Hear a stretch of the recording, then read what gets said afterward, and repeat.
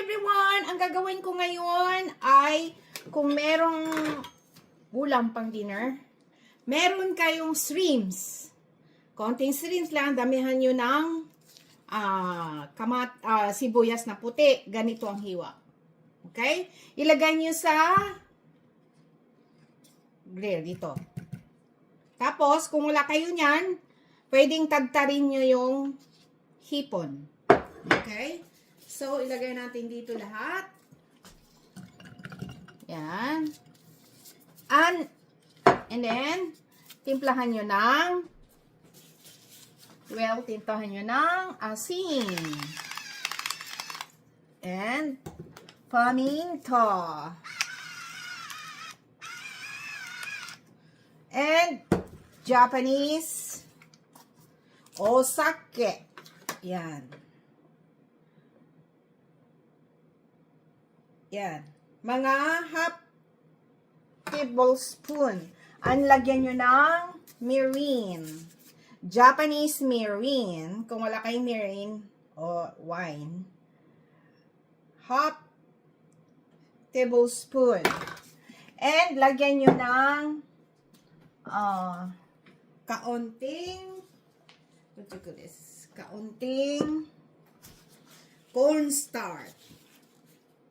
Yan. Sabagay, mamaya na yung cornstarch, guys, pag maayos na, pag alam nyo na medyo mabasa-basa, lagyan nyo ng cornstarch. Ngayon, ang ilalagay nyo is yung white egg lang. Huwag yung ilagay yung dilaw, ha? White egg lang. White egg. Yan, white egg lang siya.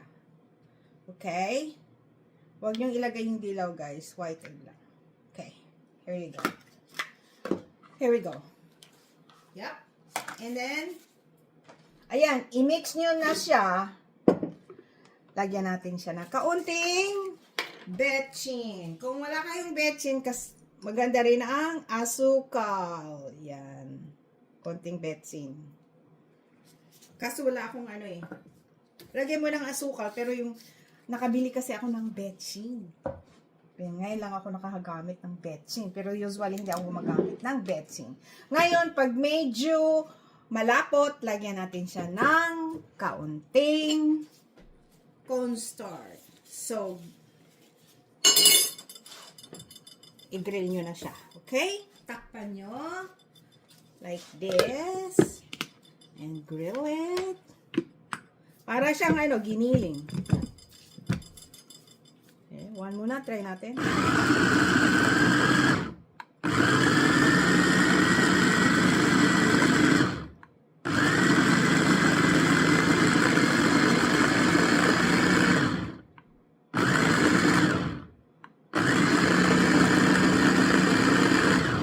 Let me see.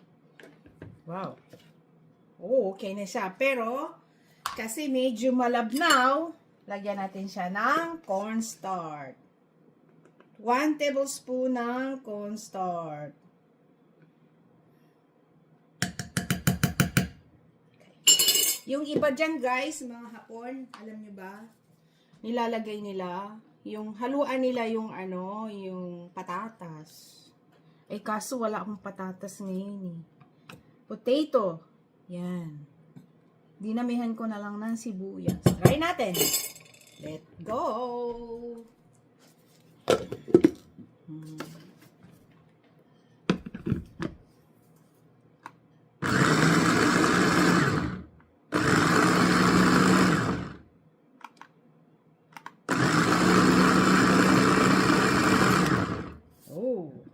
Okay na siya. Oh, medyo mabasa pa, pero nasa sa inyo, pag ako, dagdagan ko pa ng cornstarch, medyo, mabasa-basa. So, 2 tablespoon ng cornstarch. Okay. Grill nyo uli. Mga ganon. Ngayon, magpainit na kayo, guys, ng mantika. Ayan, nagpainit na ako ng mantika.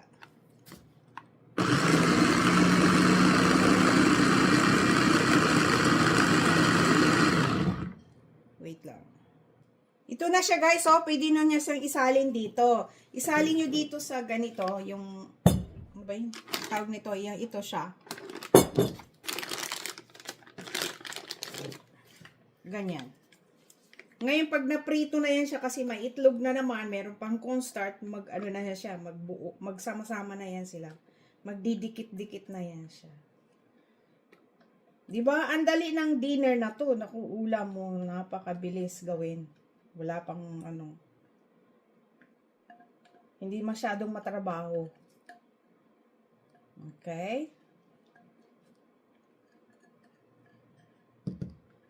Yan. Yan. So, pag napainit na ninyo yung ano, nag-init na kayo ng mantika. Here we go. Dito yung mantika. Mainit na kayo. Hindi pa masyado mainit, guys. Ano ba yan?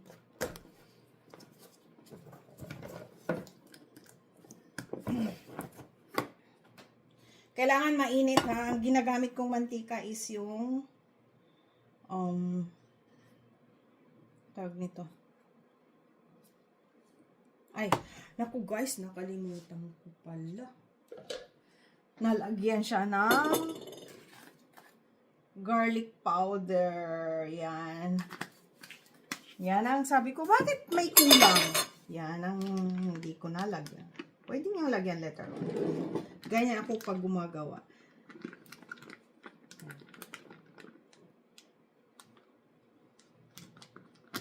Yan.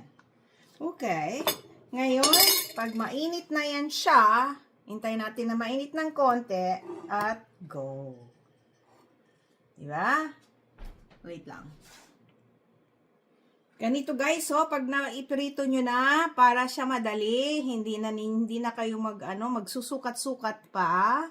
Ganyan ang ginagawa ko. Okay? Yan. Yan ang ginagawa ko guys. Pag nagprito ako nito, o diba? Hindi na kayo mahihirapan pang yan. Yeah. Ngayon, meron pang natira dito. Ilalagay niyo ulit yan sa plastic. Dito. Okay. Wow.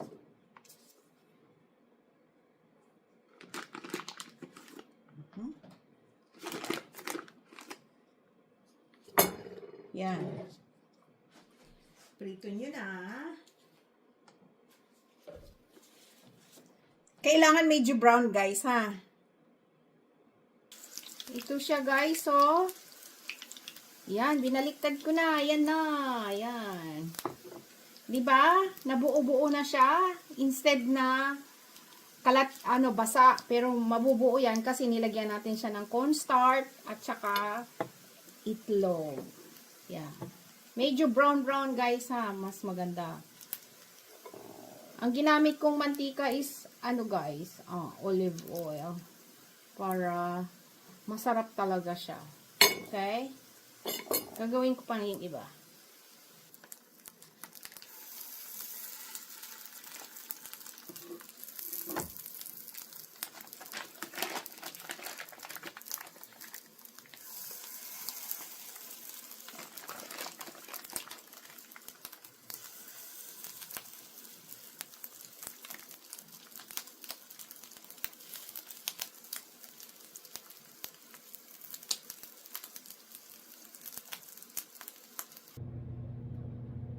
Guys, ito na siya, oh. Ito na ang ating shrimps with egg prito, di ba? Kung meron kayong shrimps, white onion, yan na ang dinner natin. Ang sauce nyo is yung sweet chili sauce na pang Shanghai. Ang sarap. Oh my God. Pwede nyo rin guys, damihan ang hipon. Yan. Para maganda siya, para marami kayong magagawa. Para sa pamilya. Sarap. Bye! God bless all! Thank you for watching. Bye-bye! Please subscribe, like, and share. Thumbs up naman dyan guys. Thank you so much. Bye-bye!